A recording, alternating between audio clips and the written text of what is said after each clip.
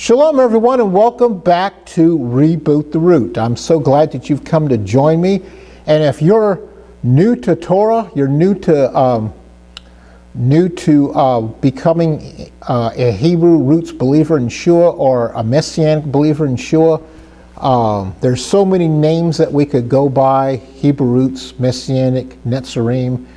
But when it boils all down to, we are a follower of Yeshua, amen? And those of us who have decided to embark upon this ancient journey of faith that we find ourselves in, our theology leans more towards embracing theology that is contrary to mainstream religion in some of the churches that we may be involved in or have been involved in. So this ministry is geared towards you if you are new to this walk. If you're new to the things of the Torah, Hebrew roots, being Messianic, then this is a channel for you, because what I do is I present different subjects that are of interest to people who have just embarked upon this journey. So perhaps you're anywhere from, you've just decided to walk this path, or maybe you're 2 years into it. This is a good place to be, because I take things at a basic beginner's level. I don't go anything too deep on this channel. Okay, so I'm so glad you've come to reboot your root, to reboot your Hebraic root. And this is what reboot is all about, is rebooting your Hebrew root. And we are getting away from our traditions and doctrines of man, and we're rebooting or resetting our belief system, and hopefully we're basing it all on the Bible. I know a lot of people say that, but when we get down to it, we find that there are those denominations that they say that, but then they refuse to embrace Scripture. They go upon what tradition has taught them. So a lot of tradition in the church has come from some 17 to 1800 years of church tradition and church error. And so I join my voice with other like ministries who are working to set our path straight. It doesn't mean I have everything right, and it doesn't mean I have all the answers, but what it does mean is I'm willing to share with you what I know. So this is Reboot the Root, and we are in this exciting series that is very appropriate for those who are in Hebrew roots, who are studying their Bibles, and we are studying the language of Hebrew. Okay, so Hebrew is very important to know if you're going to study the Scriptures. Okay, and so it's good to know how to read Hebrew, because we get a more in-depth and a better understanding of biblical words and definitions. So anyway, we're in this exciting series called Excuse My Hebrew, and we are already in episode 18, okay? And so where we're at in this series is that, besides being episode 18, is that this is a class where we are going through the basics of Hebrew. It's like a Hebrew class 101, so to speak. It's a little bit more than 101, because we're not only doing the letters, but we're doing some other things with it. So we're covering everything you need to know on a basic level, and by the time we're done, you should be able to read some very basic Hebrew words. In fact, you may even go to Israel, and if you get to go to Israel after knowing this, then you should be able to feel a little more comfortable with some Hebrew words, but you're going to have to practice them. Practice reading Hebrew documents. Reading the Torah is a good place to start. So you don't want to just watch these videos and forget about it, because then you'll find out that you forgot it all and you have to watch them again, okay? So this is Excuse My Hebrew, episode 18. And so right now we want to do, our whole episode today is going to be kind of a review of how we got to this place, okay? So we're going to go over some things that we've already talked about before we move on, okay? So last episode, we were talking about the final two letters of the Hebrew alphabet, and that was Shin and Tav. sheen, and tav. Okay, so we're going to go over those last two letters before we go into our other review. Okay, so we looked at the letter sheen. Okay, and so sheen is an interesting letter that you don't get confused with any other letter. It kind of looks like a W, or it looks like a crown. Okay, and I was telling you about that. Sheen is actually my personal favorite letter. I just really like it. Maybe it's because it reminds me of the crown. Okay, but here on the screen I have a picture of the sheen letter, and the sheen is one of those letters that has a holam above it. It's more commonly known as the dot, the right dot or the left dot. Okay, so I call it, my own terminology is right holam or left holam. So if the holam is on the right of the crown of the sheen, that means it's a sheen. It's called a sheen. It makes a sh sound, a sh sound. But if the sheen, it has a left holam on it, that becomes the letter seen. Seen, okay? So seen and sheen, and both these letters, they mean teeth. Teeth in pictograph, okay? That's what it means.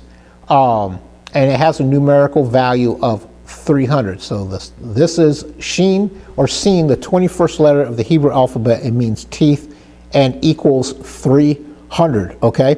And then if we looked at the paleo and pictograph versions of sheen, we saw how it does indeed look like teeth, okay?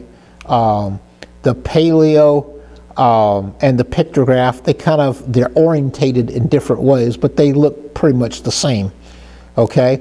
And then we moved on to our last Hebrew letter, and that was tav, okay? Tav is, unlike the sheen, can be confused with several other letters. It could be confused with the het or the hey, okay? So here on the screen, I show you all three letters that you can see the differences between them. Once you get to seeing all these, you begin to tell the difference between them all, but they are very close together, and you have to be extra careful to understand what the differences are, okay? And then when looking at the tav, it's also called tau, we looked at that as the 21st letter of the Hebrew alphabet. And actually it's not the 21st, it's the 22nd letter of the Hebrew alphabet, and it means a cross or a sign, okay? And with a numerical value of 400, numerical value of 400. All right, and then we looked at the paleo and pictograph. They pretty much look the same. It just really is a X or a cross. They may be orientated just a little bit different. One is a cross, and one is an X, okay? Like an X marks the spot. X also marks the end of the Hebrew letters, okay? And so that's where we were at in last episode, which was episode 17, which brings us back here where we're going to kind of do a review of where we have come before. So you're going to see what I mean by the review. We're going to kind of go through all the different letters, and we're going to go through the different markings that they have to make different sounds, okay? And you'll see what I'm talking about in a minute. But right now, so we want to talk about where we've come. We've gone through all 22 letters of the Hebrew alphabet. And so we started first with aleph, okay? Aleph kind of looks like an X, right? And aleph means a head, okay? It means the head of something. And then we went on to bet, and that means a house, okay? And when we looked at bet, we saw that it could be bet or vet depending upon the dagesh, okay? So there are other letters that have dageshes that change them, and you're gonna see there's gonna be some other letters we're gonna go through here pretty soon in our review that have a dagesh that change it to a different type of sound. So in bet, there's a dagesh that means bet or vet, okay? And then we moved on to the third letter, which is gimel, okay? Gimel is our third letter, and gimel means like a camel. It kind of looks sort of like a camel. But that is our third letter. And then a gimel can also mean a stick as well as a camel, like a shepherd's staff. Then we went on to the fourth letter, which was dalet. We see that dalet kind of looks like a backwards R. And dalet means a door, okay, with a numerical value of 4. And dalet could be confused with the letter resh, which we've covered before. So it's careful that you don't mix the dalet with the resh, okay? And so that dalet means a door. So we moved on to the fifth letter, which was hey, and hey can look like the het or the tav, like I was saying at the beginning of this episode. And so hey is the fifth letter of the Hebrew alphabet, and it means a revelation. It means to look. It also means to behold, with a numerical value of 5. Then we moved on to vav, and vav can also be wav, okay, vav or wav. That is the sixth letter of the Hebrew alphabet, and it means a hook, a peg, or a nail. And since it's the sixth letter, it has a numerical value of 6. Okay, so that is vav. And then our seventh letter is zayin. Okay, zayin kind of looks like a little small t. Okay, and zayin is the seventh letter. It means a weapon with a numerical value of 7. And then we moved on to the eighth letter, which is het. Okay, this is het, and het can be confused with hey or tav. All right, so that's het, and it makes this guttural sound when you see it in like Hanukkah. Hanukkah is spelled with a het, and it's the eighth letter, and it means a wall. Okay, a wall with a numerical value of 8. And then our ninth letter is tet. Tet.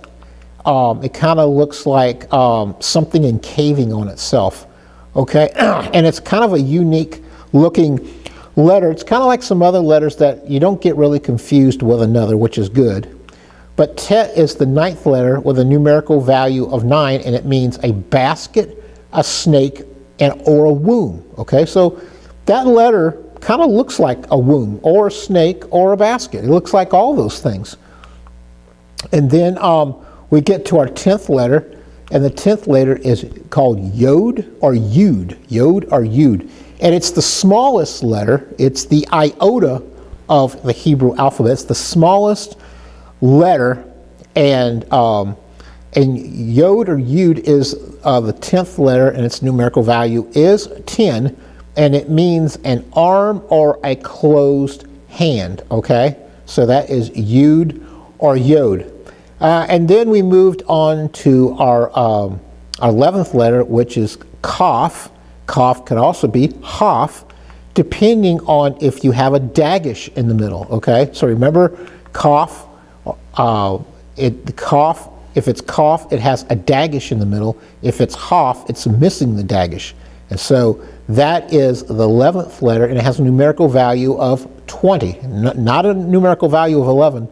But after yud, we get into letters that increases the numerical values in increments of 10. So after this, there will be 30, 40, 50, and so on. So it's the 11th letter with numerical value of 20, and it means a palm, okay, a palm.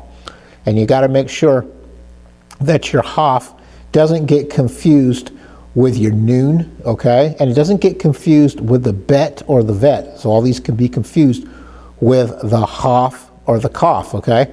So the kaf has a dagesh, the haf does not. And then we moved on to the 12th letter. Well, first of all, let's back up. We have a final form of haf, okay, which I have on the screen. The final forms are also called suffix. They're the final forms of letters. And so we've talked before about the Hebrew alphabet has 22 letters, but 5 of the Hebrew letters, they are formed a little bit differently when they appear at the end of a word. And these forms of these 5 letters are called suffix, and they're called the final forms. They only appear at the end of a word. And so the 5 suffix letters would be the kaf, the mem, the nun, the pay and the zadi, okay? So you have to be careful when you look at the final form of zadi that it doesn't get confused with the Dalit letter, okay? So it can look kind of similar. The way to keep it straight is the final form of the final Kaf has an elongated tail, longer than the Dalit does, okay? And then we moved on to the next letter, which would be Lamed, and Lamed is the 12th letter, and it means a shepherd's staff with a numerical value of 30. So this is the letter Lamed, okay? Then our next letter, which is the 13th letter, is Mem. Mem, okay? And Mem means water. Mem means water, okay? So Mem can also be confused with its counterpart, which is the final Mem. So there's a final form of this letter. And the way to keep it straight is the final Mem is closed, where the Mem has like an openness, an open gate to it. So this is Mem, it means water, and it has a numerical value of 40. Okay, and then we move on to the 14th letter, which is, excuse me, we move on to the 14th letter, which is called the Nun, okay, the Nun, and that makes the N sound, the Nun, okay, so that can be confused with the Bet or the Vet or even the Kaf letters. Okay, so Nun equates to meaning a seed, which is the 14th letter and has a numerical value of 50. Then we move on to the 15th letter, which is Samik. Samik can actually look like the Mem too, okay? So be careful not to get the Samik and the Mem confused. And Samik means support or help, and it has a numerical value of 60.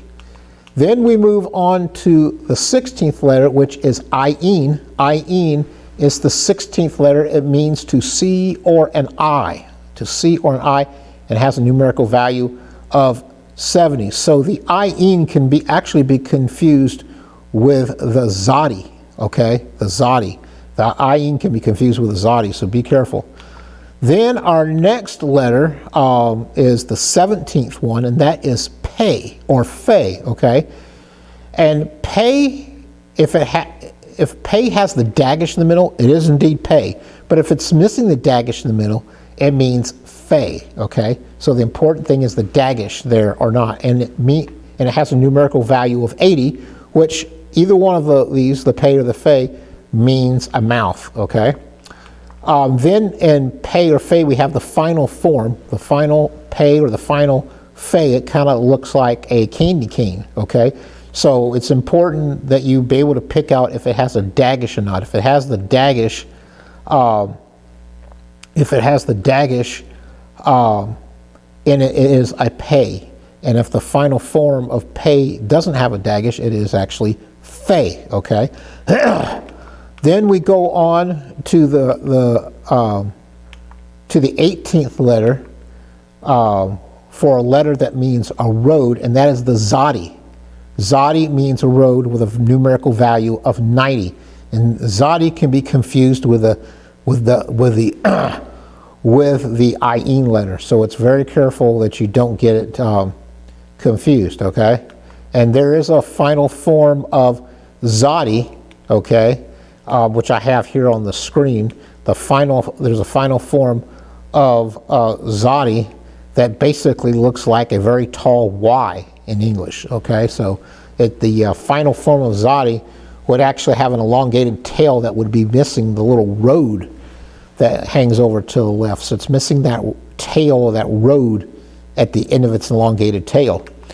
And then we go on to our 19th letter, which is Kof, or perhaps Kuf. That letter means sun or time with a numerical value of 100. So this is Kof or Kuf. And Kof or Kuf is one of those letters you don't really get confused with anything else. It's got kind of a unique shape to it. And then we moved on to our 20th letter, which is the resh. The resh. The resh kind of looks like a dalet, does it not? Except the dalet has a little hanging tail off to the right of it. So the resh is missing that hangover. And resh kind of looks like a backwards R, but it can be confused with a dalet very easily. All right, so don't get it confused with a dalet. Resh has a numerical value of 200, which means a leader or a beginning, okay? And it is the 20th letter. And then we move on to the 21st letter, which we just covered. Our last two letters we just covered in last episode, and we talked about the sheen or the seen letter, the sheen or seen. Remember, if the holam is on the right, it's a sheen. If the holam is on the left, it's a seen, okay? And sheen or seen, they mean teeth. They mean teeth, and they have a numerical value of 300. And then our final letter is tav or tau, okay? And tav can be confused with the het or the hey, so make sure you identify what the differences are so you don't get them confused. As this is the 22nd letter, and it means a cross or a sign. So if you look at it in Paleo or pictograph Hebrew, it either has a cross or an X, and either one of them can mean a cross or a sign with a numerical value of 400, okay? So those are our letters that we went through, and before I leave you, I want to go over really quick that we have these letters that have dagishes in the middle. Those dagishes will be on the bet, it would be on the kaf, it would be on the pay or the fey. And so be aware that these letters, that they have dagishes that change their sounds, like the bet to a vet, to the kaf to a hof, or the pay to a fey. So those are the implementations of dagishes. And then we also talked about the final forms of letters, which is the kaf, the mem, the noon, the pay, and the zadi. Okay, and I have those on the screen where you have the final zadi, the final pay, the final noon, the final mem, and the final kaf, okay? And so those are some things that we need to be aware of in identifying what these letters look like when we're reading Hebrew, okay? Well, I think that's about all the time we have for this episode of Excuse My Hebrew, episode 18. And hopefully this review we did over the letters will help you kind of put everything together that I've been talking about in all the other 17 episodes. So right now all we've done is we've covered just our basic Hebrew letters. And so we're kind of winding down. We're winding down on all of our episodes, and we're getting ready for the next series, which is going to be called, it's going to be a series about the fruits of the Spirit. And that series is going to be called The Live Connection, okay? So you don't want to miss out on the next series. We're probably going to start that sometime in the next couple of months. And but as soon as we're done with this series, we're going to jump into that Live Connection series and talk about the fruits of the Holy Spirit, okay? So you don't want to miss that. And the only way you would miss that is if you're not a subscriber, okay? So this is a good time to ask you that if you're not a subscriber, please consider hitting that subscribe button so you'll get the notification for the next series that's coming out. And I've got some very interesting series planned for the next couple of years, and also for the coming months. So you don't want to miss that, so hit that subscribe button. And please, may I ask you, please, if you like this video, hit that like button, okay? That's how the algorithms for YouTube work, is the more likes we get, the more popular the video gets. So I just make that plug so that we can grow this channel. And I want to thank you for joining me here once again for Excuse My Hebrew and for Reboot the Root. And with that, I'll say shalom.